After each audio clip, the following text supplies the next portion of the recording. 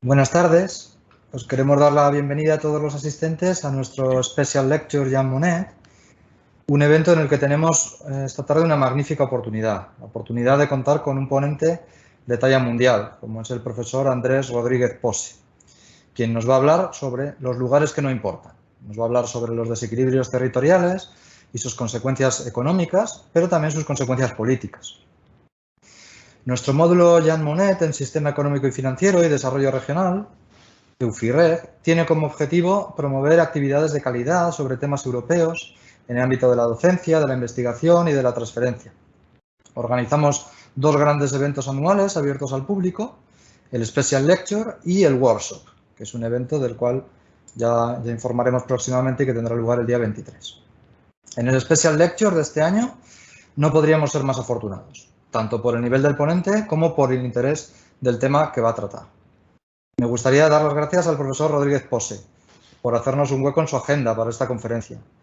Muchas gracias, profesor, por hacer que en este rincón de España, en esta esquina de Europa, que es Cantabria, esta tarde nos sintamos un lugar que sí importa.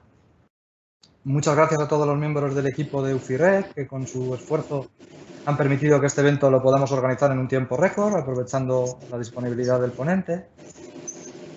Tendría que nombrar a todos y cada uno de los que habéis trabajado en ello, pero por falta de tiempo, permitidme que nombre a Julio por toda tu implicación.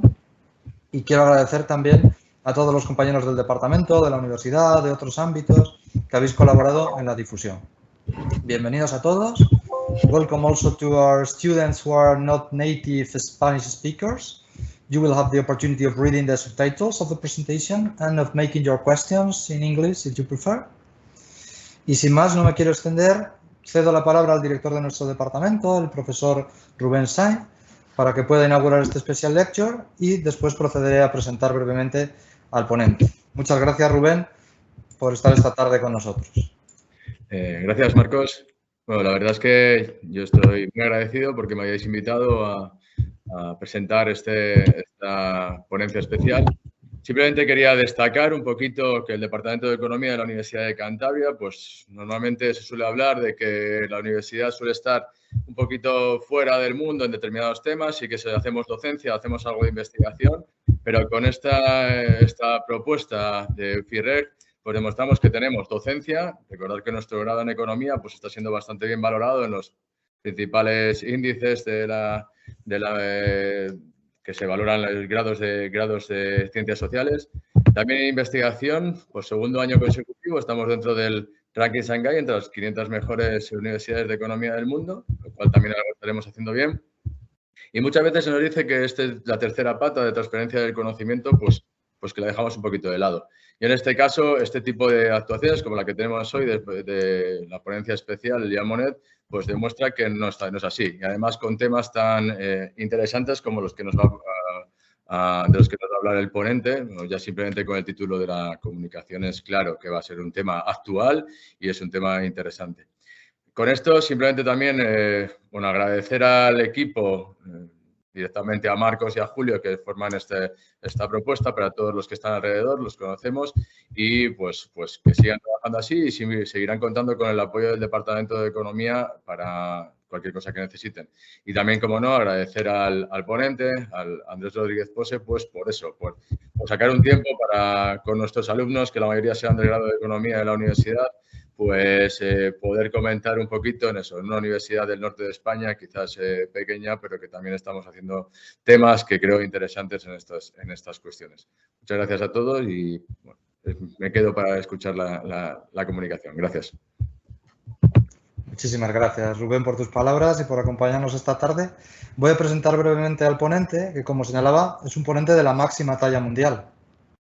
El profesor Rodríguez Posse es catedrático, Princesa de Asturias, y catedrático de Geografía Económica de la London School of Economics, donde dirige el Centro Cañada Blanc, y ha sido también director del Departamento de Geografía y Medio Ambiente. Es también profesor en el Centro de Investigación sobre la Innovación de la Universidad de Stavanger, en Noruega, y es doctor honoris causa por la Universidad de Utrecht, en los Países Bajos, y por la Universidad de Jönköping, en Suecia.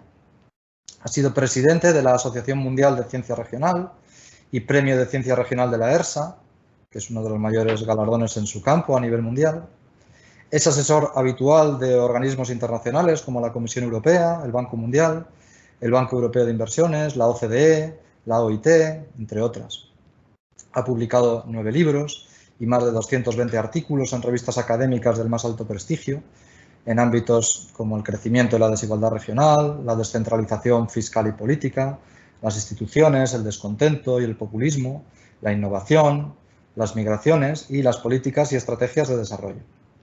Es editor de Economic Geography y miembro del consejo editorial de otras 41 revistas académicas internacionales. Su investigación ha sido muy ampliamente citada, tiene más de 30.000 citas académicas, es un número impresionante.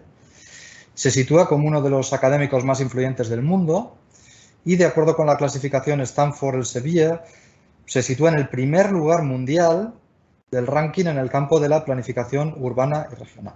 Es decir, tenemos un ponente de auténtico lujo hoy con nosotros. Muchísimas gracias, profesor Rodríguez Pose, por compartir con nosotros este tiempo y por hacernos sentir, como decía, un lugar que sí importa. Muchísimas gracias y bueno, no quiero robar más tiempo de la ponencia. Pues muchas gracias, Marcos, y muchas gracias a todos por asistir. Muchas gracias, Rubén, también por la introducción. Y es un placer estar aquí, aunque sea de manera virtual, con todos vosotros, con todos ustedes, para hablar de este tema, que yo creo que es un tema que no puede ser de más, que es de máxima actualidad. Entonces, lo que voy a hacer va a ser compartir mi pantalla. A ver si ahora me sale la presentación. No sale. Pues un segundo.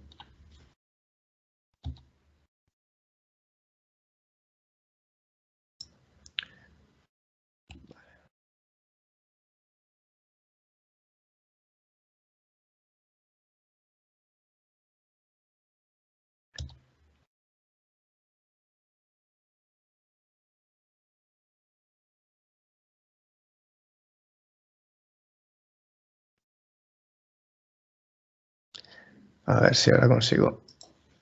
Ya está. Bueno, me imagino que ahora ya se ve la pantalla. Y el tema que voy a proponer hoy es la venganza de los lugares que no importan y el crecimiento del populismo, tanto en Europa como en los Estados Unidos, que es un tema que está de rabiosa actualidad porque, al fin y al cabo, gran parte de los conflictos que tenemos hoy en día, gran parte de los problemas que tiene el mundo, pues está ligado sobre todo al descontento cada vez mayor, que la desafección que tiene una parte importante de la población de nuestros países, de los países desarrollados, pero también de los países en vías de desarrollo, con un sistema que parece que cada vez más, desde un punto de vista territorial, no solo favorece a los llamados peces gordos, sino favorece a un número cada vez más reducido de territorios, mientras que la mayoría del resto de los territorios pues han perdido o incluso están considerados como territorios que cada vez importan menos. Pero antes de empezar, esto va a estar basado en una serie de artículos que he venido publicando en los últimos años, a partir del año 2018, cuando publiqué el artículo que se llamaba La venganza de los lugares que no importan. Voy a cambiar el puntero. La venganza de los lugares que no importa, que apareció en el Cambridge Journal of Regions, Economy and Society, que tuvo mucho impacto ya desde el primer día. Y después otra serie de artículos sobre el mismo tema, como por ejemplo el crecimiento del populismo y la venganza de los lugares que no importan, que apareció hace 2 años en el LSE Review of Public Policy. Y mucho más recientes, pues el artículo, no es del 2019, es del 2020, sobre la geografía del descontento en la Unión Europea. Y uno que apareció el año pasado también en el Cambridge Journal of Regions, Economy and Society, que se llama Jugando al golf con Trump, el capital social, declive, desigualdad y el crecimiento del populismo en los Estados Unidos. La mayoría de estos papers están en Open Access, pero si alguno tiene algún interés, y me imagino que a través de la Universidad de Cantabria se pueden conseguir, pero si alguno tiene interés y no puede accederlos, lo que tiene que hacer es enviarme un correo electrónico y yo los compartiré. No sé si nos hemos dado cuenta, pero en los últimos años tenemos un reto importante al sistema. Si uno es argentino, dice, bueno, esto no es nada nuevo. Nosotros tenemos este problema desde hace 100 años en un país como Tailandia, en un país en vías de desarrollo. Pues es a partir de los años 90, de mitad de los años 90, cuando el populismo como fuerza política surge con fuerza allí. Pero en Europa estábamos, y también en todo el mundo desarrollado, un poco desacostumbrados a estos modelos populistas. Partidos que, por un lado, según la definición de Kasmüde, lo que suelen hacer es dividir a la sociedad entre nosotros, o el pueblo verdadero, y todos los demás que son los otros. La cuestión es, o que son las élites, la cuestión es cómo se define quiénes somos nosotros y quiénes son todos los demás. Pero también divide a la sociedad entre los autóctonos y los extranjeros, o los foráneos o los inmigrantes, y también divide a la sociedad en muchos casos en esta trinidad de los factores que movilizan el populismo entre nosotros y un enemigo externo que puede ser ya sea otro país, por ejemplo el caso de China en Estados Unidos, ya sea otro país, buscar un enemigo externo, como estamos viendo estos días con la invasión de Ucrania, uno de los factores, pues, afianzar el poder dentro de Rusia y buscar un enemigo externo. Ya puede ser, en el caso europeo, pues la Unión Europea, que se muestra o se describe como una élite distante y no elegida en Bruselas que va contra los intereses del pueblo verdadero, que es el pueblo local. Y entonces lo que tenemos es que en muy poco tiempo, en un periodo que no llega a 2 décadas, hemos pasado a tener partidos de corte populista que en su gran mayoría prácticamente no atraían votos, a partidos de corte populista que o ya han gobernado, lo vamos a ver en países como, por ejemplo, Grecia, como Polonia, como Hungría, como el Reino Unido, como Italia, o que están llamando a las puertas del gobierno en nuestros países. Lo que parecía una entelequia, que es la elección, por ejemplo, de o un presidente, en este caso una presidenta francesa de apellido Le Pen, lo que no se había podido contemplar hace 20 años, hoy en día ya no es una entelequia, es algo que puede ser muy probable, desde mi punto de vista, y es un punto de vista personal, esperemos que no ocurra, pero que puede ser una opción. Ya hemos tenido en las últimas elecciones francesas, las últimas 3 elecciones, que un candidato tradicional, ya sea del Partido Socialista o de un partido más conservador, se ha enfrentado a un partido del Frente Nacional o lo que se llama ahora el Rassemblement Nacional. Y esto que ahora es tan evidente es una cosa que ha pasado bajo nuestras narices desde hace ya bastante tiempo. Nos podemos remontar a, por ejemplo, el referéndum que hubo en Polonia para entrar dentro de la Unión Europea en el año 2003. Y en este referéndum se ve una división territorial muy, muy marcada, que va de 2 tipos. Por un lado, la división entre aquellas zonas que votaron, que aparecen en color más oscuro, por entrar a la Unión Europea, donde están las ciudades, pues ciudades en este caso aquí como Varsovia, como la segunda ciudad de Polonia, Łódź, como Poznań, por ejemplo, como Cracovia, aquí abajo, que eran muy favorables a la entrada de la Unión Europea frente a unas zonas rurales, unas zonas más empobrecidas del este de Polonia, que tenían un nivel de apoyo a la entrada de Polonia en la Unión Europea muchísimo menor. Pero también una división este-oeste que en el caso de Polonia refleja no ya solo las fronteras que están marcadas aquí entre Polonia y Alemania de 1939, con los antiguos territorios alemanes, en los que ya no viven alemanes, sino que viven polacos desplazados del este generalmente, votando a favor de la entrada a la Unión Europea, y que también refleja incluso mucho antes una geografía muy imbricada en el territorio, que es la división que se hizo de Polonia a finales del siglo XVIII entre el Imperio Austriaco, el Imperio Ruso y el Reino de Prusia. Y esta división se ha ido reflejando de manera clara en prácticamente todas las elecciones que ha habido en Polonia después. Tenemos la elección presidencial en 2015, por ejemplo, la segunda ronda, en la que el candidato del partido de lo que se llama el PiS en Polonia, que es el partido de la ley y la justicia, es un partido cada vez más de corte populista, un partido tradicionalmente conservador, rural, que se ha adoptado posiciones muy populistas, que está sobre todo centrado en toda la parte este de Polonia, con la excepción de las ciudades, Varsovia y Łódź, mientras que la parte occidental pues era para un candidato mucho más digamos, estándar y mucho más proeuropeo, y que se repitió también en las elecciones legislativas del 13 de octubre del 2019. Pero lo que hay que decir es que cuando algo pasa en Polonia o cuando algo pasa en Hungría, por mucho que sea grave y por mucho que estos países importan, pues prácticamente nadie se da cuenta.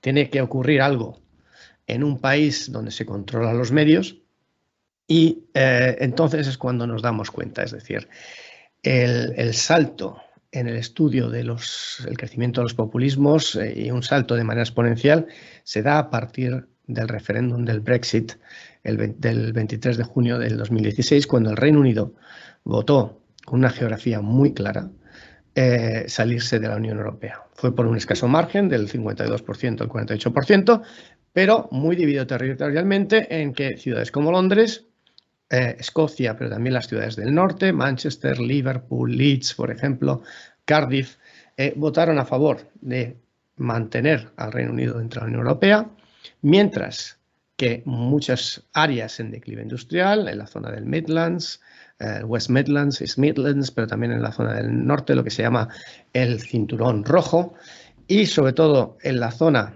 del centro-este, en condados como Lincolnshire, por ejemplo, votaron en grandes números por sacar al Reino Unido de la Unión Europea. Y después ya el Big Bang fue la elección de Donald Trump el 8 de noviembre del 2016, en el que la concentración de un cambio del voto, sobre todo concentrada en los estados que se llaman los estados del Rust Belt, el cinturón de óxido, aquellos estados industriales que han ido perdiendo fuelle industrial durante mucho tiempo. Eso fue lo que el cambio en el voto en Pensilvania, en Ohio, en Michigan, en Wisconsin, fue lo que dio la presidencia a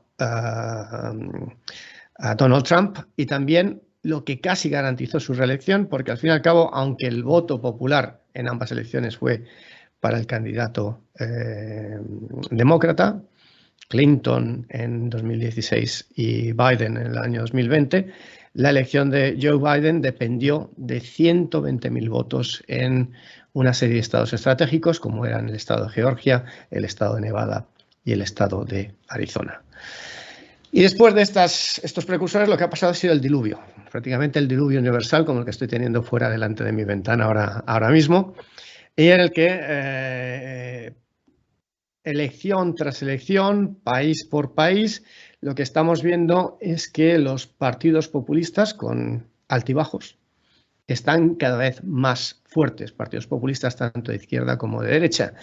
Aquí está marcado, por ejemplo, en las elecciones de los Países Bajos, el Partido de la Libertad, mal llamado Partido de la Libertad, está marcado sobre todo en áreas de cierre de los centros mineros del sur de la provincia, por ejemplo, de Limburgo y Maastricht, por ejemplo.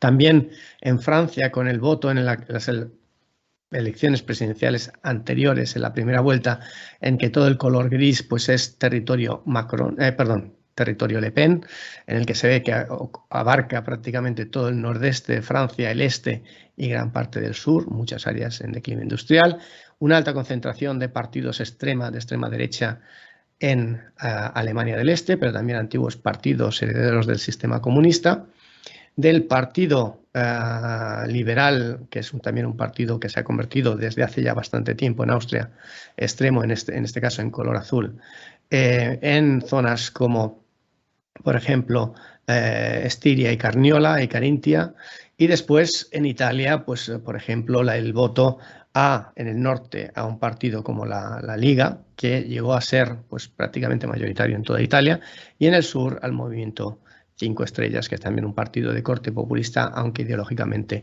más ecléctico. Y después está la situación de Hungría, en que prácticamente todo el país vota a Fidesz, que es un partido tradicionalmente conservador, que ya desde hace bastante tiempo ha adoptado posiciones muy. Resultados, cuando añadimos uno tras otro y lo ponemos en un mapa europeo, tenemos este mapa, que es el mapa que publiqué con Louis Dijkstra y Hugo Pullman en el artículo que se llama La geografía del descontento a nivel de la Unión Europea.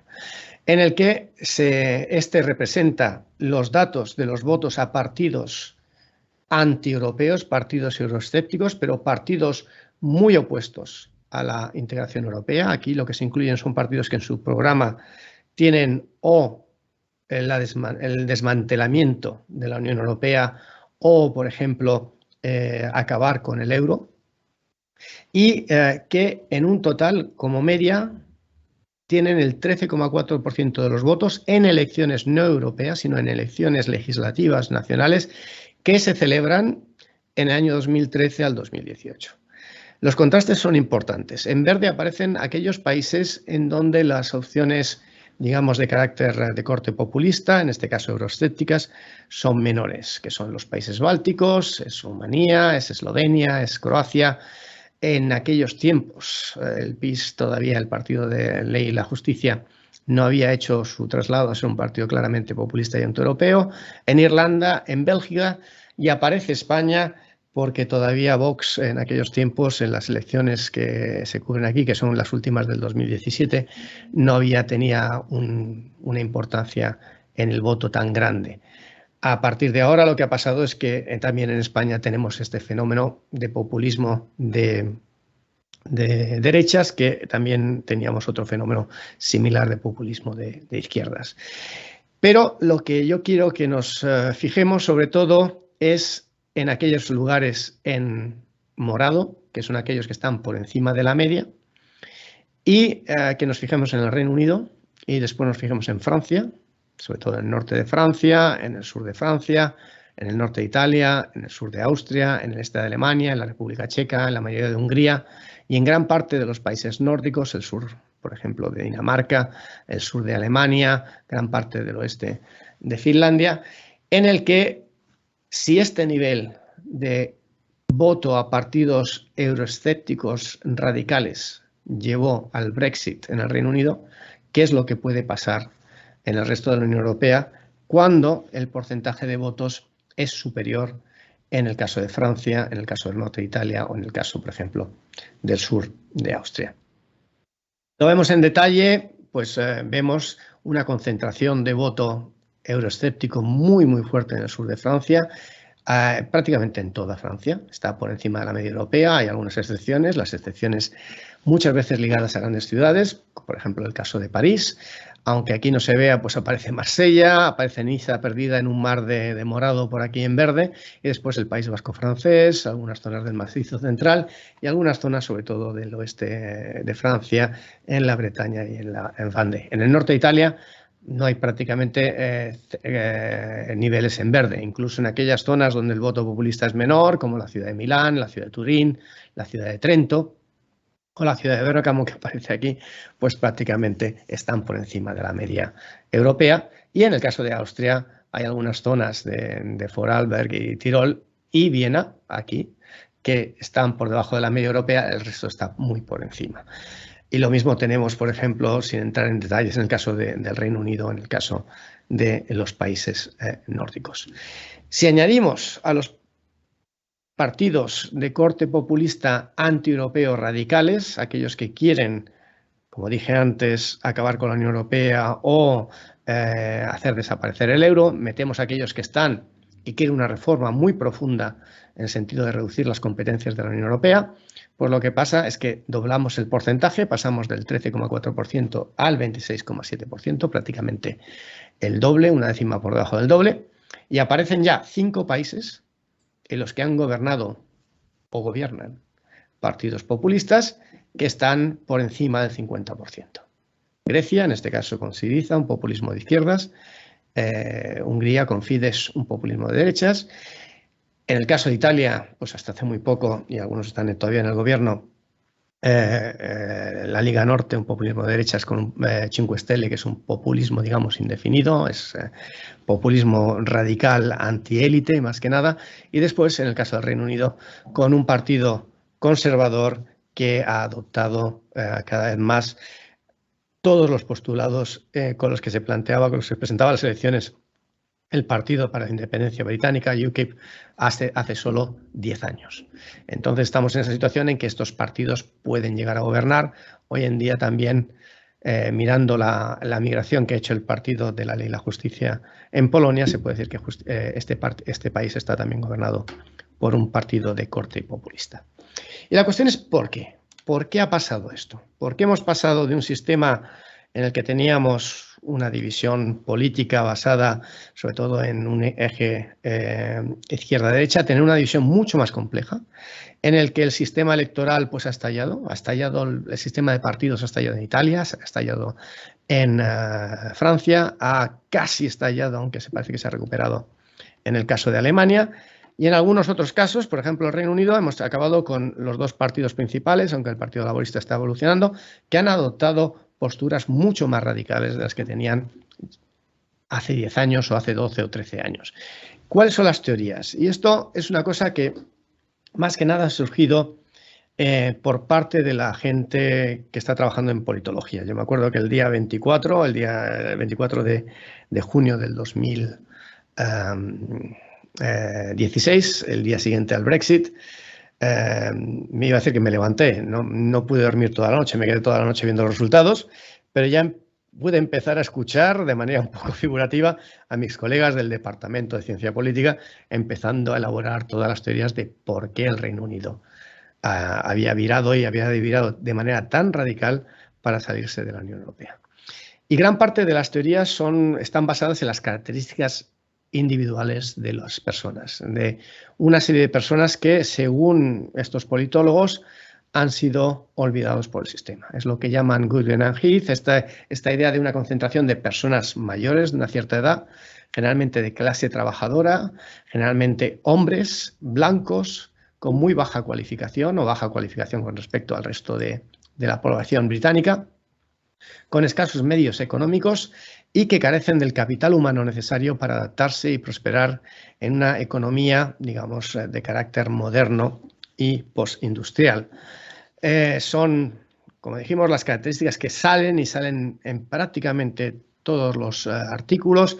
Es personas mayores, de hecho yo lo he oído varias veces en la televisión británica, es decir, qué es lo que cuándo se va a reunir, cuándo va a volver el Reino Unido a la Unión Europea. Bueno, es la pregunta del millón, pero se ha llegado a decir que, bueno, como es una división de edad, cuando se mueran todas las personas mayores, pues se pasará a un sistema en el que el Reino Unido pues vuelve al redil, si se puede decir así, y vuelve a entrar en la Unión Europea. Yo creo que esto es una broma macabra y además es una broma bastante inexacta a vista de lo que voy a enseñar en unos momentos.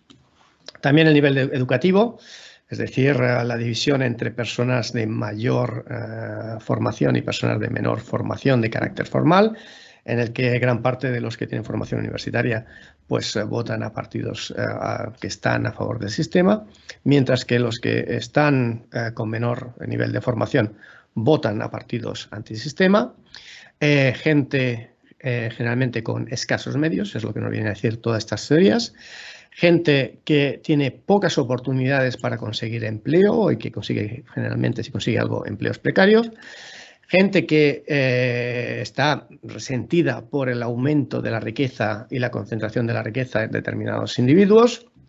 Y por último, y estas son unas teorías que han desarrollado algunos de mis colegas como Neil Lee e Ian Gordon, gente que está anclada en el que no ha salido prácticamente del lugar en el que ha nacido, que hay una gran tendencia a personas que viven en el lugar en el que han nacido a optar por partidos antisistema frente a aquellas personas que han tenido una vida más, digamos, con mayor exposición a otros campos, es decir, la división más tradicional entre localistas y cosmopolitas. Junto a las teorías que se centran en los factores individuales, hay un montón de teorías que se centran en lo que se llama la geografía del descontento. Es decir, la aparición de factores que no son factores individuales, sino que están ligados fundamentalmente al ambiente en el que vivimos, al territorio donde vivimos, donde trabajamos, donde disfrutamos o donde sufrimos. Y esto es una teoría que más que nada se está desarrollando en el caso de los Estados Unidos. Hay muchos autores, Kathy Kramer fue quizás, en la Universidad de Wisconsin fue quizás la primera, Pero Jonathan Roden de la Universidad de Stanford, por ejemplo, ha hecho unos análisis muy importantes sobre la importancia de la ruralidad en el voto populista. Y esto es una cosa que se ve, esto es un mapa que tengo aquí, es los resultados de las elecciones presidenciales del año 2020. En azul el voto, o aquellas zonas que votaron a Joe Biden, el actual presidente, mientras que en rojo las zonas que votaron a Donald Trump. Y los círculos representan el tamaño de los condados, porque estos son condados. Y lo que tenemos es que prácticamente todos los condados urbanos de las grandes ciudades, desde Washington, pasando por Filadelfia, Nueva York, Boston, Detroit, Cleveland, Chicago, pero también toda la costa este, desde Seattle, perdón, Portland, la zona de la bahía con San Francisco, hasta San Diego y Los Ángeles, todos votaron a favor de Donald Trump. Incluso en aquellos estados, votaron a favor de Joe Biden, incluso en aquellos estados en que Donald Trump pues, obtuvo una victoria clara, como por ejemplo fue el caso de Texas, en el que las ciudades, desde Houston, Austin, San Antonio y Dallas, pues todas se inclinaron por Biden. Mientras que el voto de Trump está concentrado sobre todo en áreas rurales, en condados con una población muy escasa, digamos en el este de Kansas, en el este de Nebraska, pero también en ciudades intermedias, ciudades pequeñas que muchas veces fueron ciudades industriales y que han ido perdiendo industria durante mucho tiempo, donde el descontento es cada vez mayor. Pero junto al factor, digamos, urbano-rural, pues está el declive industrial, que he mencionado hace un momento. También otros factores como la distancia a los centros de decisión, la idea de que las personas que viven lejos de las capitales, lejos de Madrid, lejos de Berlín, lejos de Londres, lejos de Washington, pues se sienten abandonadas y entonces tienen una mayor tendencia a votar a este tipo de factores. Y aquellos que sufren la inmigración, sin olvidarse que gran parte, sobre todo para los populismos de derechas, la inmigración es uno de los 3 elementos clave que determinan por qué estos partidos tienen estas características populistas. Y después está mi teoría, que es la teoría de los lugares que no cuentan. Y esto se da sobre todo porque en las últimas 3 décadas hemos tenido un aumento brutal en muchos de nuestros países de la brecha territorial. Lo que tenemos aquí es un mapa de Europa en el que, con 2 colores muy simples, en el que se divide las regiones europeas entre aquellas que se pueden llamar overperformers, que si traduciéndolo al español son aquellas que funcionan bien, que marchan bien, mientras aquellas que van por debajo, que no funcionan. Las verdes oscuras son aquellas que son más dinámicas frente a las que se quedan atrás. Y en el que tenemos 2 tipos de modelos. Y esto es para entre el año 1990 y en el 2014, un cuarto de siglo. Tenemos el modelo, lo que llamo el modelo francés, pero que es prácticamente el modelo dominante, en el que si no se hubiese enseñado el mapa, y os hubiese preguntado en un periodo de un cuarto de siglo, ¿cuántas regiones francesas de las 22 que había antes de la reforma del año 2016 han crecido por encima de la media? Y la respuesta, sabiendo que hay 22, pues puede ser que sea la mitad, 11, o a lo mejor si hay una cierta concentración, pues a lo mejor son 8, 7, no. La respuesta es solo una. De 22 regiones en Francia, solo hay una región que haya crecido en un cuarto de siglo por encima de la media, que es la región de París. Todas las demás, con muchas diferencias, porque hay regiones que crecen muy poco, como Córcega, otras que crecen más, pero por debajo de la media, como Ródano-Alpes. Solo ha habido una que ha crecido. Y la cuestión ¿es Francia la excepción? No, Francia es la regla. Porque lo que tenemos en Francia se repite en el caso de Irlanda, se repite en el caso de Portugal, donde lo único que crece es por encima de la media es la región de Lisboa, en el caso de Grecia, en el caso de Bulgaria, con algunas pequeñas modificaciones en el caso de Rumanía, Hungría, Eslovaquia, Croacia, Eslovenia, la República Checa y en todos los países nórdicos de Dinamarca, Suecia, Finlandia y también, aunque no lo veis aquí, en el caso de Noruega. Es decir, concentración que también se ve en el caso de Bélgica.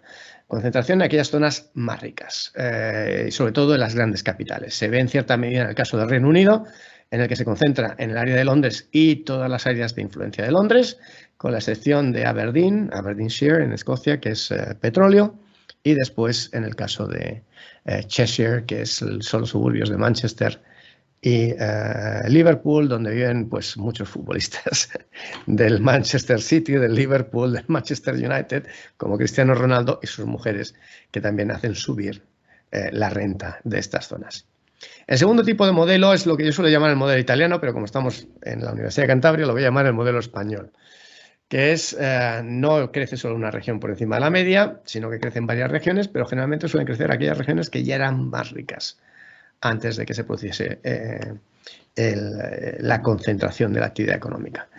Y en España la región que más ha crecido ha sido Madrid, la región de la capital, como en prácticamente todos los otros países de la Unión Europea, pero también luego se ha concentrado el crecimiento en Cataluña, Baleares, Aragón, Navarra, el País Vasco y La Rioja, no Cantabria, que aparece en color más claro, que eran ya precisamente, en este caso, las regiones que estaban por encima de la media en el año 1990. Todas las demás que estaban por debajo de la media han crecido por debajo. Es lo mismo en el caso italiano, en que crece todo el norte y la región del Lazio, que es la región de Roma, la región de la capital, y todo el sur pues crece mucho menos, en un país que prácticamente no ha crecido en 3 décadas. Luego tenemos el caso de Alemania, donde hay concentración del crecimiento en el sur, en los estados de Hessen, en Baden-Württemberg, sobre todo en Württemberg y en Baviera, en los Países Bajos y, por ejemplo, también en el caso de Austria. Y esta polarización está generando esta división claramente entre una idea de que hay lugares que importan y lugares que no importan. Y si vemos las teorías económicas, veremos la nueva geografía económica de Krugman o vemos las teorías de economía urbana de Gleiser, por ejemplo, lo que viene a decir es prácticamente que nos tenemos que fijar en 2 factores. Por un lado, en el factor de la aglomeración, el tamaño importa, y el factor de la densidad. Y a cuanto mayor sea nuestra aglomeración, más se va a crecer. Y lo importante es que con medios escasos, con recursos limitados, tenemos que apostar a caballo ganador. Y eso, si lo aplicamos al caso español, sería decir, bueno, vamos a esperar que crezca Madrid, que Madrid pueda competir a nivel global, y luego vamos a esperar que se difunda el crecimiento de Madrid al resto del país. Y lo mismo se aplica para el Reino Unido, lo mismo se aplica para Francia, lo mismo se aplica para Alemania, para los demás países. El problema es que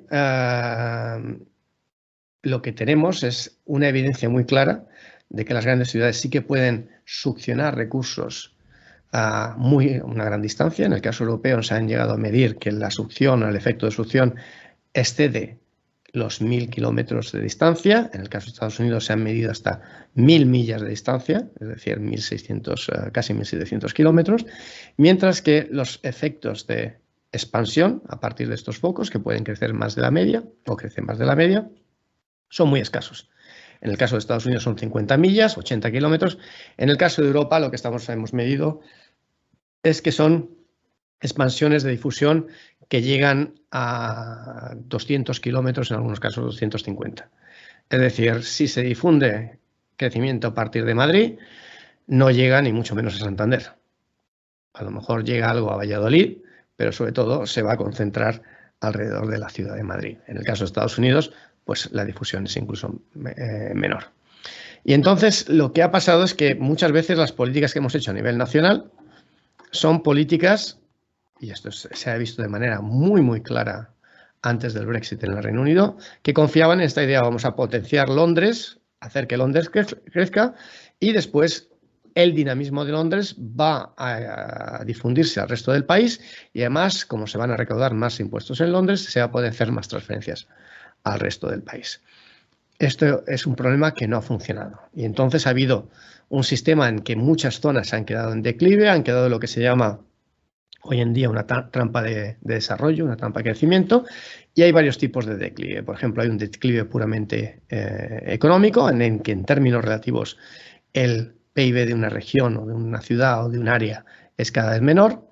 el declive industrial, en que se pierden empleos industriales, que tiene un carácter muy simbólico en el caso de Estados Unidos, pero también del norte de Inglaterra, declive demográfico, llegando a situaciones como las que se hablan aquí de la España, en España, de la España vaciada, o declive también de carácter de empleo y qué tipos de empleo han desaparecido y qué tipos de empleos se están creando, tanto en las áreas más dinámicas como en las áreas menos dinámicas.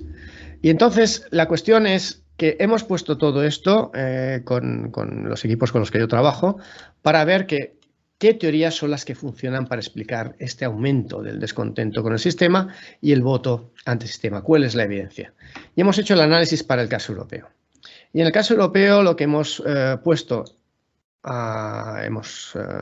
contrastado, hemos comparado es los factores fundamentalmente digamos, de carácter personal, aquellos que vienen sobre todo de ciencia política, es decir, que el voto antisistema es un voto de personas mayores con bajo nivel de educación y con bajo nivel de renta y sin capacidad de encontrar oportunidades en un mundo cada vez más globalizado, frente a aquellas que están basadas sobre todo en los factores territoriales y los factores de declive a largo plazo. ¿Y qué es lo que encontramos? Pues lo que encontramos es que cuando se ponen ambas explicaciones una al lado de la otra, en un modelo de regresión en el que tenemos pues, 64.000 distritos electorales en toda Europa, lo que encontramos es que la mayoría de los factores personales se diluyen.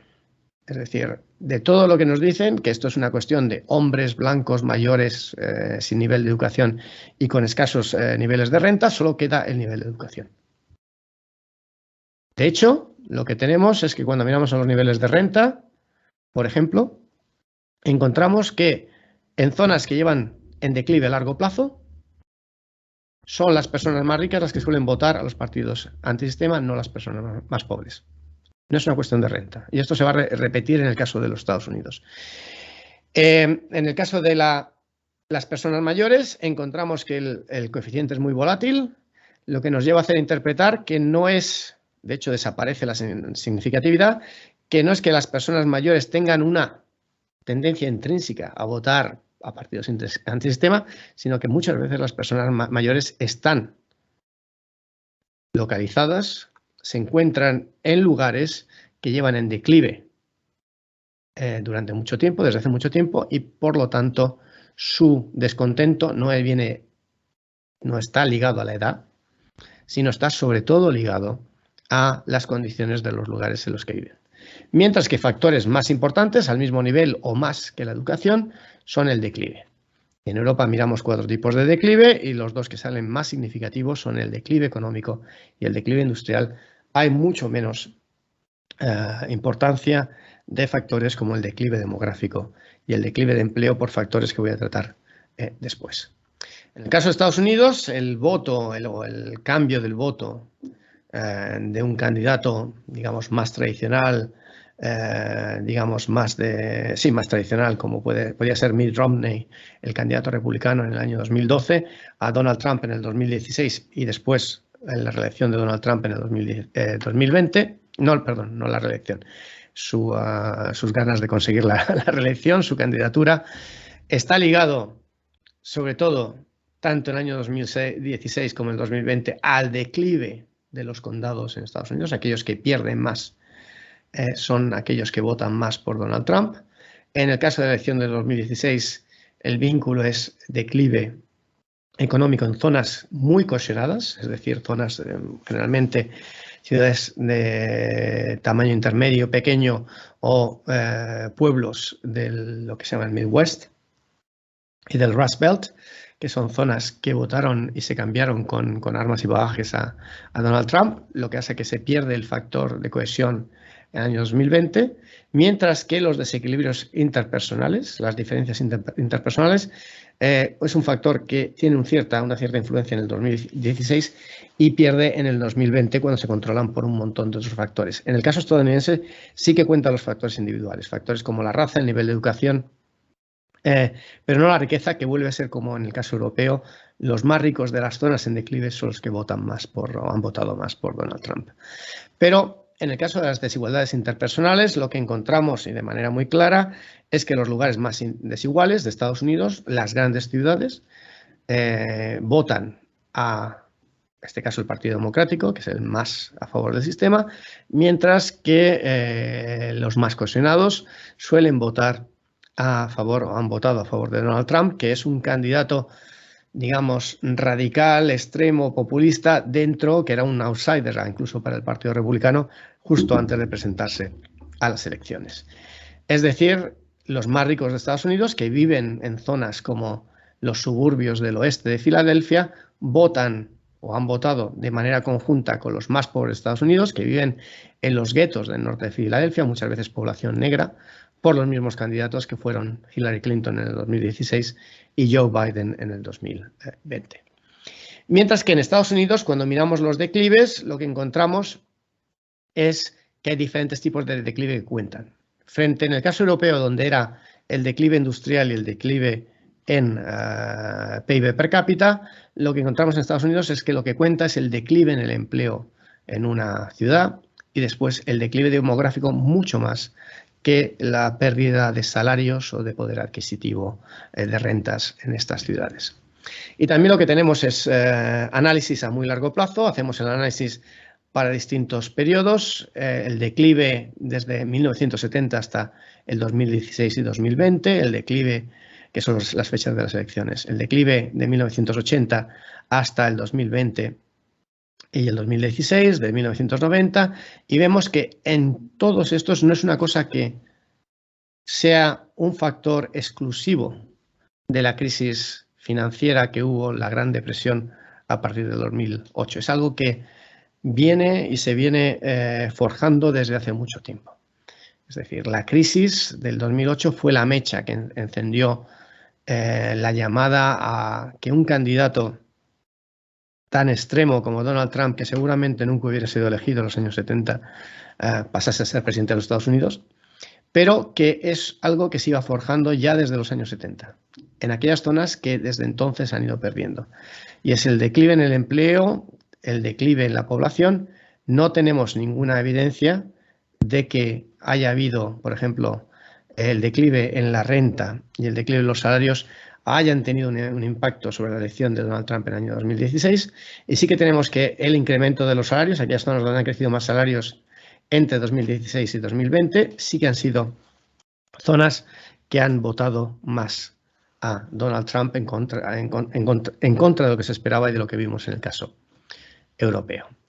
Y la cuestión es que tenemos esta situación. Tenemos una situación en que los partidos de corte populista, los partidos de corte extremo, los partidos antisistema, hoy en día están a las puertas de ser elegidos y que pueden ser elegidos prácticamente con escasas excepciones en muchos de los países europeos. Y la cuestión es si nos tenemos que preocupar.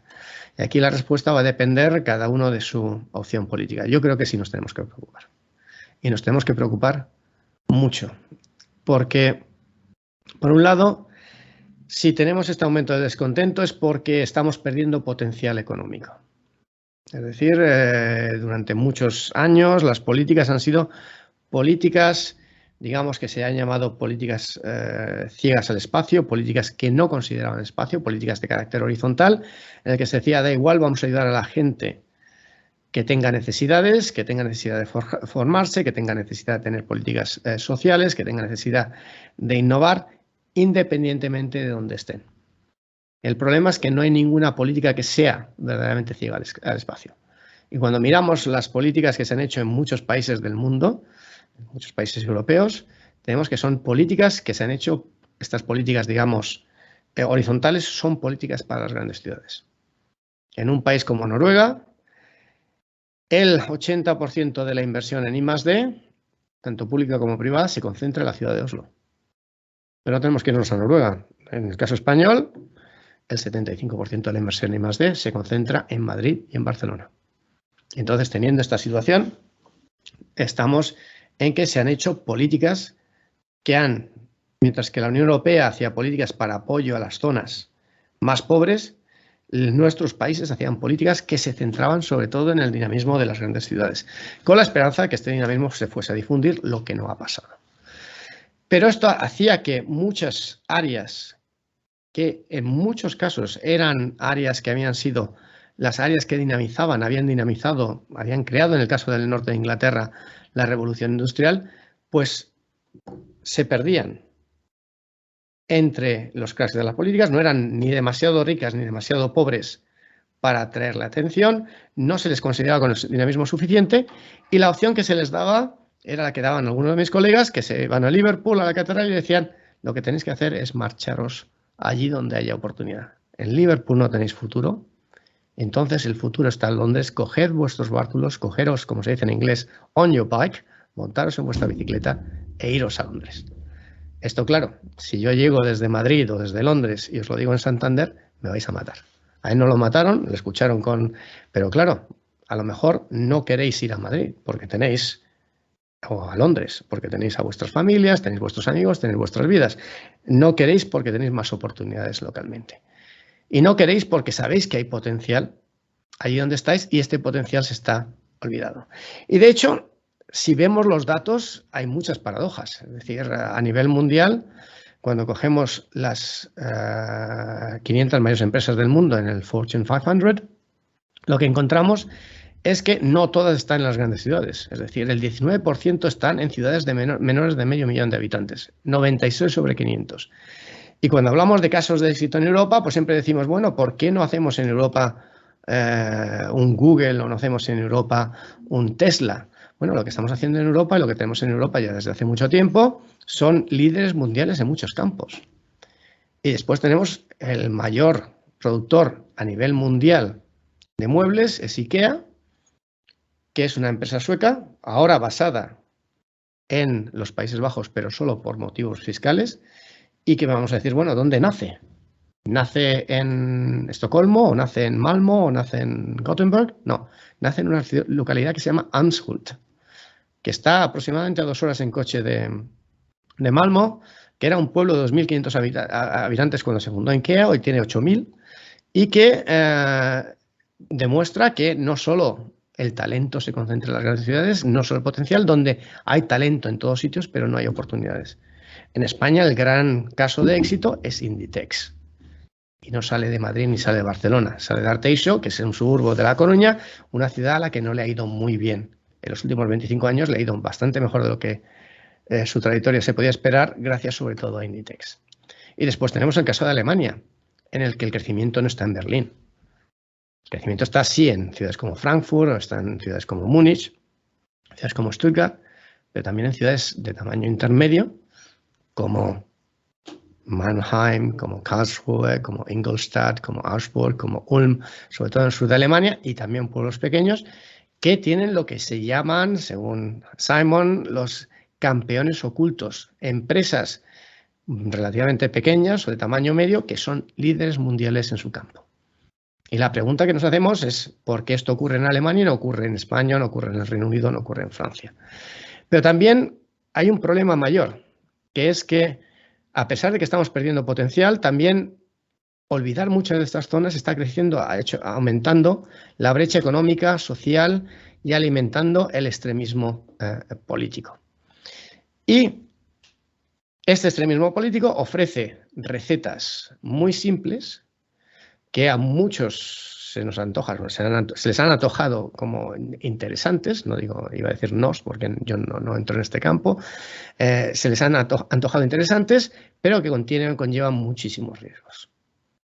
Porque el Brexit, independientemente de lo que se considere la Unión Europea, ha hecho, y yo lo veo en Londres todos los días, que el Reino Unido se pegue un tiro enorme en el pie. Porque los que iban a perder, que son los que votaron a favor del Brexit, van a perder más, es lo que dicen los trabajos de McCann y sus coautores. Pero ellos ya sabían que iban a perder. Los que no sabíamos que íbamos a perder éramos los que vivíamos en Londres. Y los de dónde estamos perdiendo. Hoy en día, muchos dicen que es la pandemia, pero no solo la pandemia. Londres es una ciudad, el centro de Londres, que en comparación con lo que se tenía en Londres en el año 2019 o lo que se tenía en Londres en el año 2016, es una ciudad desierta, en el que mucho talento se ha marchado, se está marchando. Y cuando pierde Londres y pierde los lugares que no contaban, los que votaron a favor del Brexit, pierde todo el Reino Unido.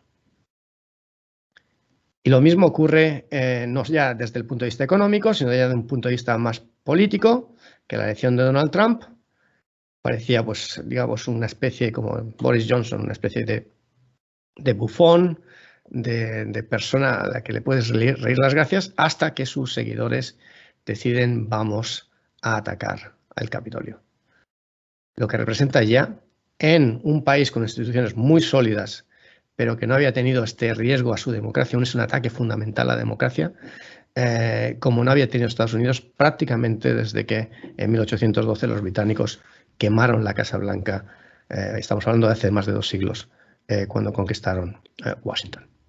Entonces la cuestión es ¿qué podemos hacer? Y la pregunta que tenemos que hacernos primero es que ¿no hemos hecho nada por estas zonas? Pues sí, se ha hecho mucho, se ha hecho a nivel nacional. Pero a nivel nacional se ha hecho mucho en temas de transferencias y subsidios y de empleo público, que es lo que vienen ahora a proponer mucha gente en Estados Unidos. Larry Summers y Ed Glazer con John Austin en un artículo de hace año y medio dijeron lo que tenemos que hacer es subsidiar estas zonas. No tienen futuro, pues vamos a subsidiarlas. Si generamos más renta en la bahía de San Francisco, en Los Ángeles, en Nueva York y en Boston, pues podemos subsidiar a los habitantes de Kansas o a los habitantes de Ohio que están perdiendo. Pero el problema es que eso ya lo llevamos haciendo en Europa desde hace muchísimo tiempo. Tenemos aquí las balanzas fiscales en España, en el que prácticamente Madrid y Cataluña son los que más contribuyen, mientras que gran parte de las otras regiones reciben más. Esto crea descontento en las que reciben y crea descontento en las que trasladan o pasan estos fondos. El caso del Reino Unido, donde la polarización entre Londres y el sureste de Londres, que es prácticamente Londres, y el resto del país es fundamental. Y esto lo que genera es la idea de que se está haciendo una especie de caridad que deja descontentos a los habitantes de Londres, deja descontentos a los habitantes del norte de Inglaterra. La otra alternativa es el empleo público. Un empleo que no está ligado al mercado. Y nosotros siempre tenemos la impresión de que el empleo público se concentra en las capitales. Pues no. Cuando hacemos los análisis como este, que tengo aquí, que lo he hecho para los 28 países de la Unión Europea, el empleo público se concentra en aquellas zonas en declive que han perdido más empleo privado. Muchas veces pobres, pero muchas veces también no tan pobres, sino zonas que han perdido mucho empleo en el sector privado en los últimos años. Y aquí tenemos el caso de Francia, en el que París tiene el nivel más bajo de empleo público. Estamos hablando de un nivel alto, el 30%, pero también tenemos Córcega, en el que una región, el 50% del empleo está ligado al sector público. Y el problema es que, bueno, yo soy un funcionario público, no tengo nada contra el empleo público. Yo dependo de una universidad pública como prácticamente todas las universidades británicas. Pero la gente en Córcega sabe que su empleo no tiene contenido, o la mayoría de sus empleos no tiene contenido, y están descontentos. Es decir, uno de cada 2 trabajadores en Córcega trabaja para el Estado francés, y la cuestión es si están contentos. No, porque en las últimas elecciones legislativas, 3 de los 4 representantes de Córcega son populistas, pro-independencia, antisistema. Y lo mismo se repite en prácticamente todos los países. Y después a nivel regional lo que hemos hecho es muchas inversiones en elefantes blancos, en infraestructura. De esto tenemos un montón de experiencia en España. Se han creado infraestructuras hasta convertirnos junto con Portugal en el país con mejor dotación de autopistas del mundo, no de Europa, sino del mundo y con gran diferencia.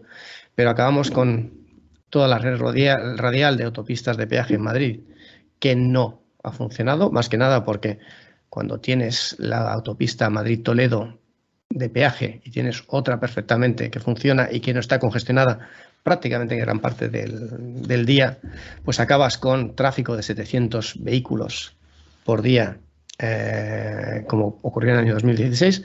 Con 700 vehículos no necesitas una autopista, no necesitas una carretera principal, no necesitas una carretera secundaria. Con una carretera, una carretera sin asfaltar es más que suficiente. Entonces, tenemos una situación en que acabamos con trenes de alta velocidad que al fin y al cabo después no son rentables, que tienen estaciones prácticamente sin trenes, como está la estación de la Expo de Sevilla, con aeropuertos vacíos, con puertos vacíos, con trenes que no llevan pasajeros, el AVE Toledo-Cuenca-Albacete, que tenía una media de 9 pasajeros por día, y con aeropuertos como el aeropuerto de Ciudad Real, que cuando se pone a subasta, la mayor subasta en el año 2015 es de un ciudadano, en este caso un ciudadano chino, que según el Financial Times hizo una propuesta que fue la más alta de 10.000 euros por un aeropuerto que había costado 1 millar de millones, de 1.000 millones de euros, perdón. Entonces, lo que tenemos es que, por un lado, hemos hecho políticas compensatorias.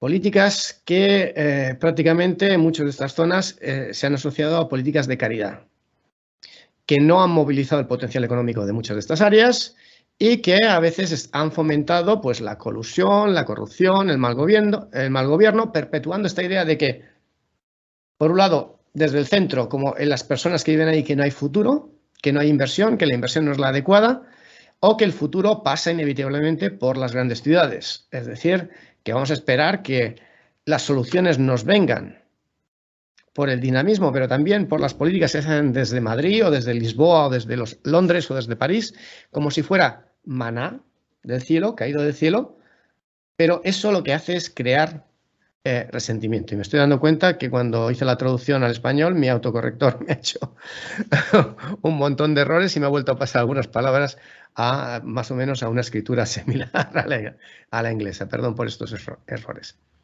Y entonces lo que tenemos es, ¿qué tenemos que hacer? Tenemos que hacer políticas distintas. Es decir, tenemos un problema que es un problema importante, que es un problema que está dividiendo nuestras sociedades, que está creando enemigos internos y externos, que cuando vives a las sociedades acabas a lo mejor con conflictos reales. Y es un problema que en muchos casos es territorial. Por lo cual, lo que tenemos que hacer, si el problema es territorial, tenemos que hacer que nos hemos dado cuenta que los lugares que no importan, porque pueden transformar eso. Tenemos que hacer políticas que favorezcan movilizar el potencial endógeno de estas zonas. Y no quiere decir hacer más inversión de la que se ha hecho o menos inversión de la que se ha hecho, que es la discusión, sino que hay que hacerla mucho mejor. Pero con una política de carácter diferente.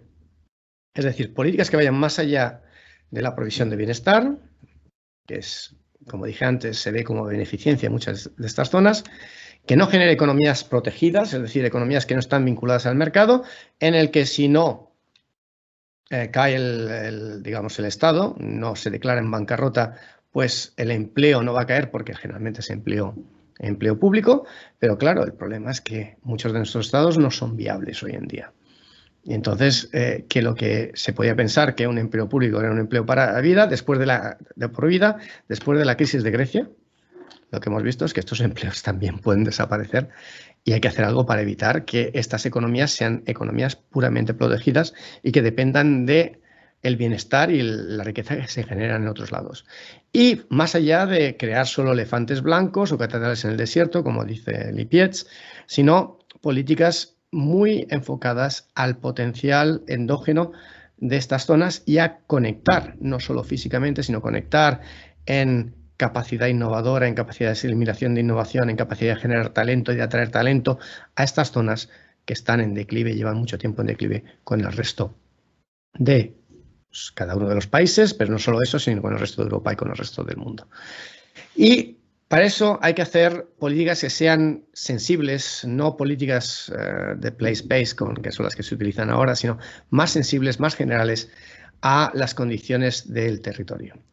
Y estas tienen que ser políticas muy basadas en la teoría y la evidencia empírica. Parece que ha habido un cambio del péndulo de políticas muy basadas sobre todo simplemente en teorías abstractas a políticas muy locales. Es decir, aquí hay que buscar teorías que funcionen, pero que estén basadas en evidencia empírica sólida. Que sean sensibles a las condiciones de diferentes grupos de regiones. No se puede hacer la misma política en Andalucía que en Cantabria. A lo mejor las políticas que tenemos en Cantabria son más similares a las de Aquitania en el sur de Francia que lo que pueden ser en el caso de Andalucía y Extremadura. muy orientadas a movilizar el potencial y el capital local y que aumenten las oportunidades de cada uno de los territorios, es decir, políticas muy basadas en la capacidad emprendedorial, en fomentar el capital humano, en fomentar la formación continua que favorezca también la adaptación de las empresas y el aumento de la complejidad y políticas que no solo sean de generación de innovación, porque muchas zonas están muy lejos de la frontera tecnológica, sino que favorezcan la absorción de la innovación, como se ha hecho antes en los tigres asiáticos o como se lleva haciendo desde hace tiempo en el caso de China. Y que ofrezcan capacidades que se puedan trasladar para que la gente pueda decidir dónde quiera vivir. Es decir, que no haya gente que se sienta coaccionada o limitada por su, digamos, como pasa en el este de Alemania, donde lo que quedan emigran los jóvenes, pero no los jóvenes, todos los jóvenes, sino los jóvenes más cualificados, que generalmente son mujeres jóvenes, y se quedan hombres con más bajos niveles de cualificación y personas mayores, lo cual eso genera también otro tipo de problemas sociales y políticos. Y también, desde mi punto de vista, un factor fundamental que es la mejora de la calidad institucional. Y voy a saltar esta porque yo creo que ya no tengo mucho tiempo. Entonces, lo que tenemos es que en un sistema como hoy, en el que las opciones extremas en política son cada vez más normales y cada vez están llamando a las puertas del poder, si queremos evitar que esto ocurra, porque eso tiene, desde mi punto de vista, riesgos económicos obvios, tiene riesgos sociales importantes y tiene riesgos políticos, sobre todo para un sistema democrático, mucho más fuertes, y evitar sus consecuencias nocivas, tenemos que hacer políticas que no se centren únicamente en los territorios más grandes y dinámicos. No hay que buscar solo políticas para las grandes ciudades, es decir, si queremos que nuestras grandes ciudades funcionen. Yo al fin y al cabo vivo en Londres, soy de Madrid, y me gustaría que estas ciudades siguiesen siendo dinámicas, siendo los llamados motores de la economía, pero esto nos oblige para que tengamos políticas como tenemos hasta ahora, basadas para apoyar a aquellas zonas más pobres, pero también aquellas zonas que han caído entre las brechas de este tipo de políticas, aquellas zonas que están en declive, que han tenido potencial y que necesitan recuperar ese potencial. Y si conseguimos movilizar, necesitamos que nuestro avión económico funcione con todos los motores. Un único motor no hace volar el avión. 2 motores con dificultad. Si tenemos 4 motores es necesario que funcionen los 4 motores y que funcionen bien. Y esto implica arreglar los lugares que no importan, prestarles mayor atención, escuchar a las personas, escuchar sus necesidades, pero también ofrecer soluciones y compartir las soluciones para que ellos puedan poner en marcha aquellas soluciones que consideran más importantes. Y esto es luchar y buscar soluciones para estos lugares que han sufrido largos periodos de bajo crecimiento, que han tenido un declive industrial importante, que han tenido bajos niveles de empleo, que han tenido problemas de fuga de cerebros y de inmigración, que han sufrido un abandono, que se consideran olvidadas y que a los que se les ha dicho con mucha frecuencia, de manera más directa o indirecta, de manera más o menos delicada, que no tienen futuro. Porque estos lugares en el fondo importan mucho. Importan porque tienen potencial e importan porque además tienen la capacidad de decidir cuál es el futuro de todos los demás. Y si ellos pierden, no van a ser los únicos que van a perder. Y después porque las consecuencias pueden ser mucho peores. Y lo que tenemos es que la línea entre el desencanto y el conflicto abierto es muy, muy tenue y lo hemos ya visto en muchos casos. Tenemos un montón de una Europa y unos Estados Unidos mucho más convulsos de lo que eran en la década de los 90, por no decir la década de los 2000 o incluso la década de los años 80, en que los conflictos están por ahora en gran parte en las urnas, en que las personas están optando por posiciones extremas, pero que la línea entre el desencanto de las urnas y el voto a partidos antisistema y el conflicto abierto es muy, muy, muy tenue. Porque si elegimos partidos que viven de dividirnos entre nosotros y los otros, nosotros y las élites son todos los demás, entre nosotros y los otros son los inmigrantes, entre nosotros y los otros son en el caso español, Portugal, Marruecos, Francia, la Unión Europea, creando enemigos, en muchos casos enemigos de carácter artificial, vamos a acabar con una sociedad mucho más conflictiva y una sociedad en que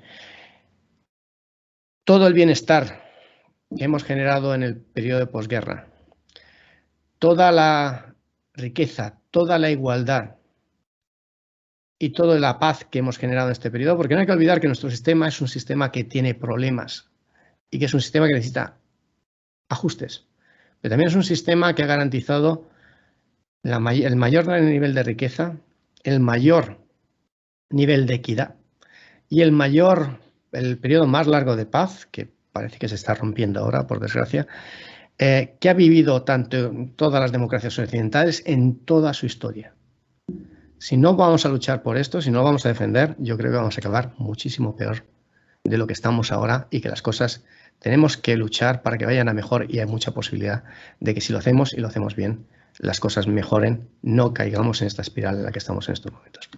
Muchas gracias e intentaré responder a vuestras preguntas pues en los 20 minutos que me quedan.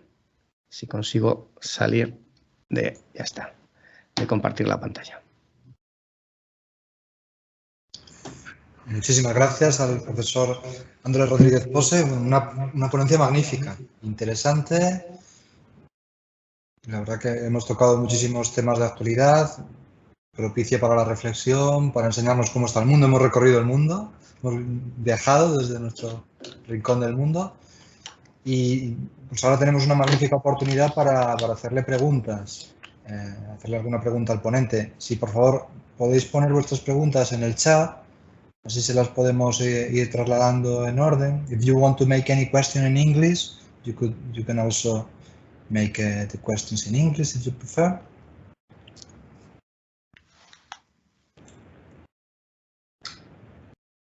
No sé si, Andrés, puedes leer el chat. No, es mejor si me lo puedes leer tú a mí o si quieres también que haga las preguntas directamente las distintas personas. Por mí yo encantado. Perfecto, pues vamos a hacer un repaso de los que tenemos en el chat y luego podemos abrir también, podéis intervenir los que queráis y hacer las preguntas directamente al ponente. La primera pregunta nos dice Diego, muchas gracias por su trabajo y la excelente conferencia. Ha mencionado la importancia de las políticas basadas en la evidencia, también en términos de desarrollo regional.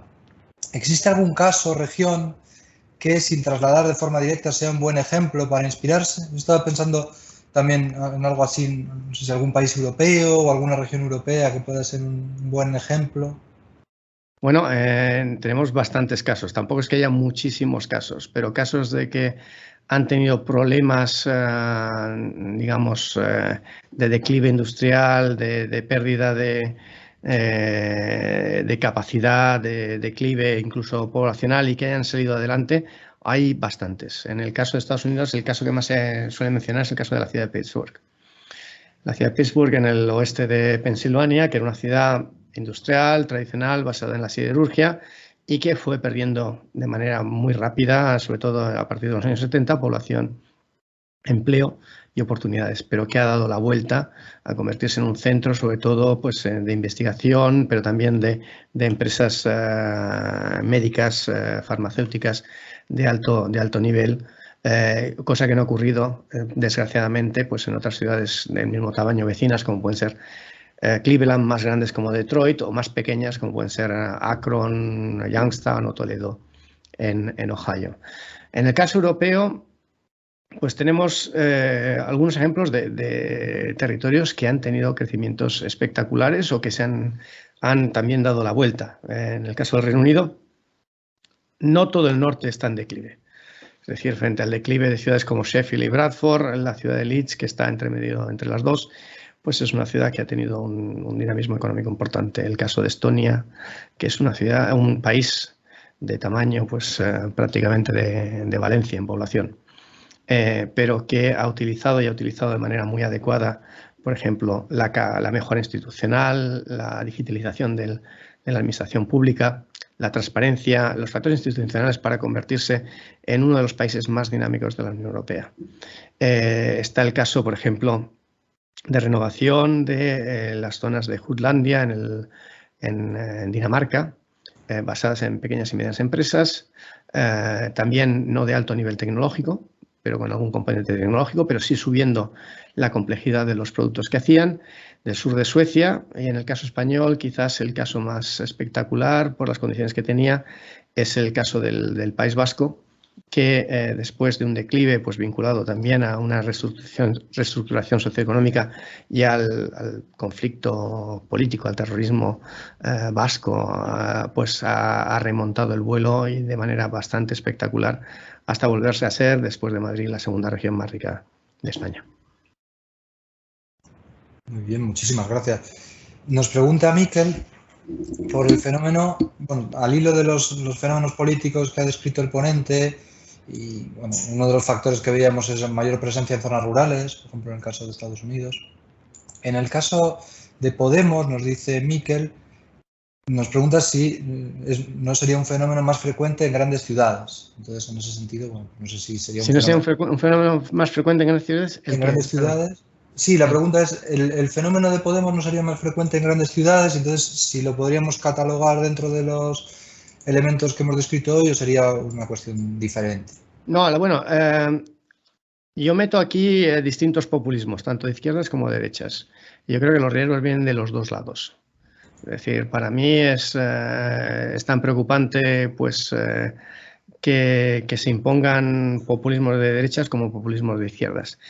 Sí que los populismos de izquierdas tienen la diferencia que frente a las tres, lo que se llama la sagrada trinidad, si se puede decir así, del populismo, que es antiélite, anti-inmigración y digamos, enemigo extranjero o creación de enemigos extranjeros, el que se basa el populismo de extrema izquierda está fundamentalmente ligado al populismo de antiélite. Y que sí que los estudios hacen una diferencia entre populismo de izquierda y populismo de derecha, no solo en España, sino en todos los países desarrollados. El populismo de izquierda suele ser un populismo, según los politólogos, para personas más jóvenes, precisamente porque son más jóvenes con mayor nivel de educación, porque hay una diferencia generacional en la formación muy importante, la educación formal, y más urbano, muchísimo más urbano, que el populismo de derecha, que es más, sobre todo, ligado a población más mayor, aunque yo tengo mis dudas, como he dicho en la ponencia, a población también más de menor nivel educativo y también a población, digamos, en zonas rurales o en ciudades pequeñas y en ciudades en declive. Pero aún así, aunque haya diferencias, lo que tenemos es que muchas veces los populismos se tocan en este sentido, tanto en opciones como en políticas de propuestas, porque al fin y al cabo el espectro político no es una línea que va de izquierda a derecha, sino es más bien un círculo. Y seguramente está más cerca hoy Vox de Podemos que de un partido de carácter puramente liberal, del que como se puede tener, por ejemplo, en el caso de los Países Bajos o en Alemania. Ajá. Muchísimas gracias. Nos pregunta Eduard si se puede considerar, a la vista de los datos o de la evidencia que hemos presentado, que hay un fracaso de las llamadas estrategias de especialización inteligentes promovidas en Europa. Bueno, Eduard, muchas gracias. Este es un tema en el que primero es muy pronto para decir si es un fracaso o no es un fracaso. Si hubiéramos dicho que la política regional europea lo hubiéramos analizado en el año 95, 96, incluso en el 99, como hice yo, la mayoría de los indicadores apuntaban al fracaso. Lo que sé que la política ha ido mejorando y ha ido aprendiendo de sí misma. En la política de especialización inteligente, lo que tenemos que tener en cuenta es que es muy reciente. Se puso en marcha en el año 2014, acabamos de terminar el primer periodo de programación en que se ha puesto en marcha esta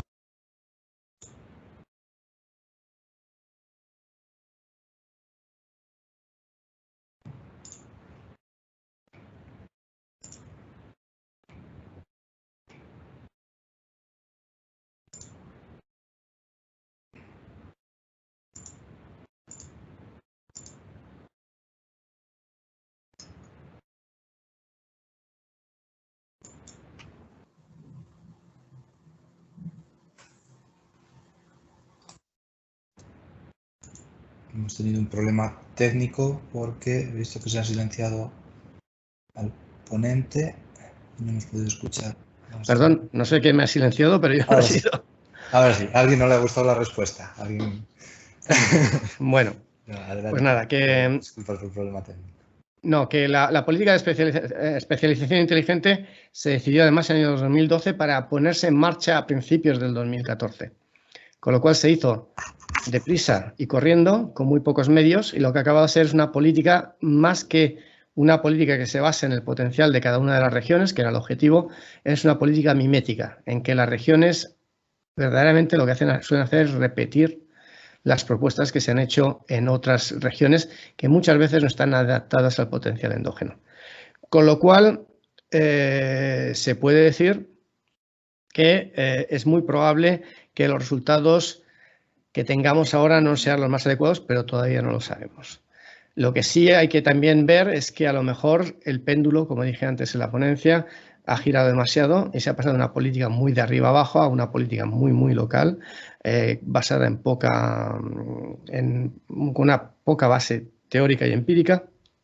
Y lo que necesitamos es ir hacia políticas de carácter más sensibles al territorio, pero que se hagan con objetivos claros para distintos grupos de territorios, distintas regiones, que tengan y que compartan los mismos problemas allá donde estén.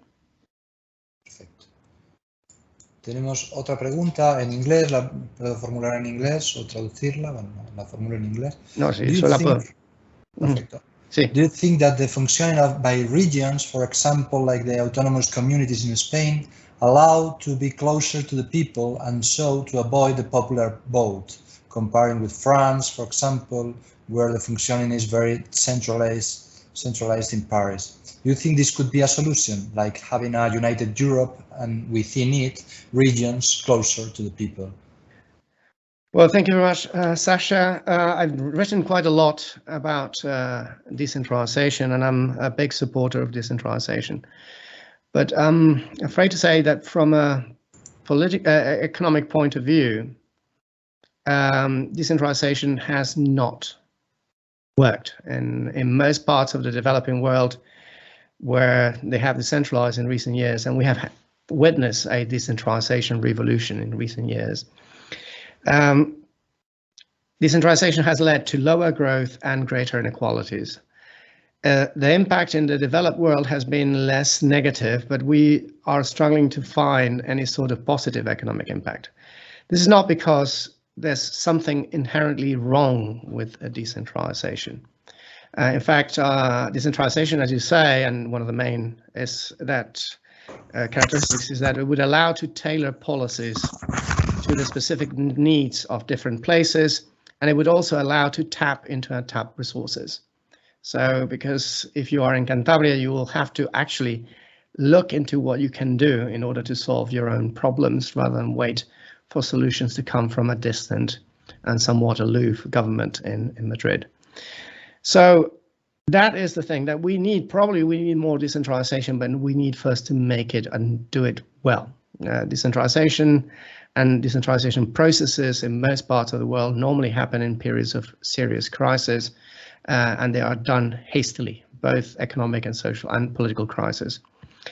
And on top of that, when we look at the evidence, we have serious problems of let's say, the rise of anti-system voting and populism in countries that are highly centralized or relatively highly centralized, like the case of France or the case of the UK.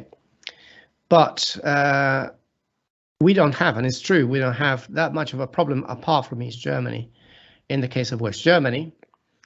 But other relatively highly decentralized countries, like, for example, Italy, Belgium, and now Spain, which according to the Regional Authority Index, which is the one that is being done by Lisbeth Hucher, Gary Marks, and Arjen Schakel, is the second most decentralized country in Europe, in the world. We end up in a situation whereby we're not immune to actually the rise of anti-system voting. I mean, decentralization, if done well, can help, but decentralization per se is not, let's say, the vaccine against the rise of populism. I think the main vaccine is to try to tap into the economic potential of every place and make sure that we create sufficient economic dynamism for people not to be tempted by these sorts of, let's say, snake oil sellers, so oil sellers, so people that sell smoke or let's say the fiddler of Hamelin, more or less, sell smoke and then try to sell it and convince us just to take our freedom later on or to take our wealth in ways that we couldn't imagine when we voted for them. Muchísimas gracias. ¿Tendremos tiempo para una pregunta más? Andrés, ¿una pregunta más? Sí, vamos con thank you very much, nos dice Sacha. Nos dice Daniel, muchas gracias por la presentación. ¿Crees que puede ser peligroso industrializar las zonas más rurales? No sé si te refieres, Daniel, desde el punto de vista político, desde el punto de vista económico. Si quieres añadir algo más usando el micrófono. Bueno, no sé si Daniel quiere hablar.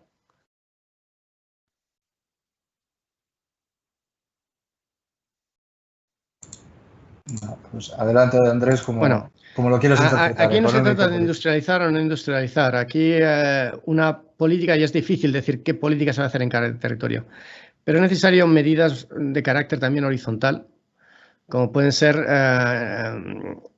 que en muchas zonas lo que no se ha prestado atención es a la formación para asimilar innovación, para que las empresas sean más competitivas.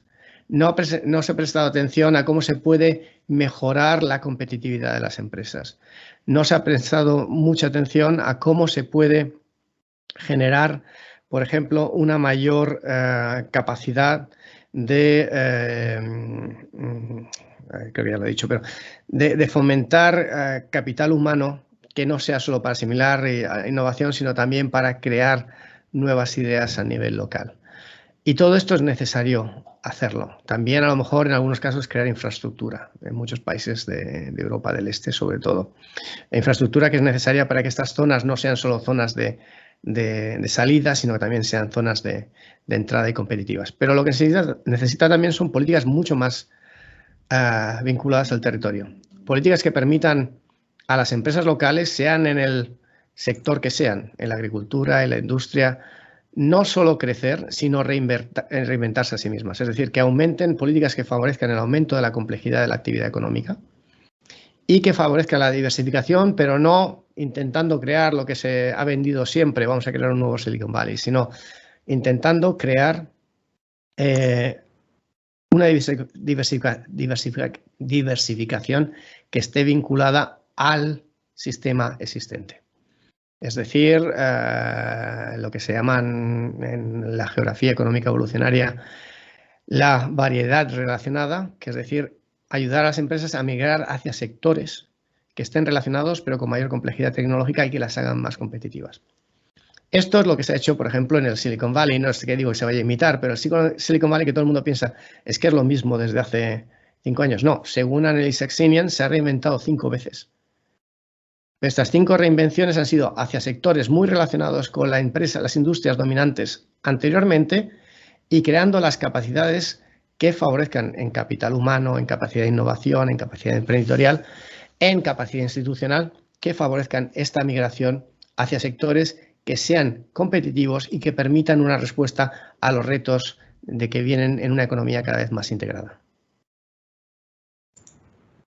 Pues muchísimas gracias. No queremos abusar del tiempo del ponente. Yo creo que hemos tenido una magnífica conferencia, unas magníficas preguntas también que nos han permitido tratar con mayor detalle algunos temas muy interesantes. Yo personalmente, estaría hablando horas de este tema porque es un tema que me apasiona y quería agradecer a los asistentes. Hemos tenido una magnífica asistencia. A todos los que habéis colaborado en poder organizar este evento. Y en particular quiero agradecer una vez más al profesor Andrés Rodríguez Pose por su tiempo, que ha sido para nosotros una magnífica oportunidad de poder escuchar una ponencia tan relevante y nos ha hecho sentir, como decía, un lugar que sí importa esta tarde aquí en Cantabria. Muchísimas gracias y espero volver a poder coincidir en una próxima ocasión. Pues muchas gracias, Marcos, y muchas gracias a todos por la asistencia, y estaré encantado de intentar interactuar con todos en cuanto se pueda. Muchísimas gracias. Bueno, el chat se nos llena ahora de agradecimiento. Nuestros estudiantes son tímidos, ya sabes, los estudiantes españoles para hacer preguntas, pero se nos llena de agradecimientos ahora el chat. Muchísimas gracias y hasta pronto. Gracias. Hasta luego. Hasta luego.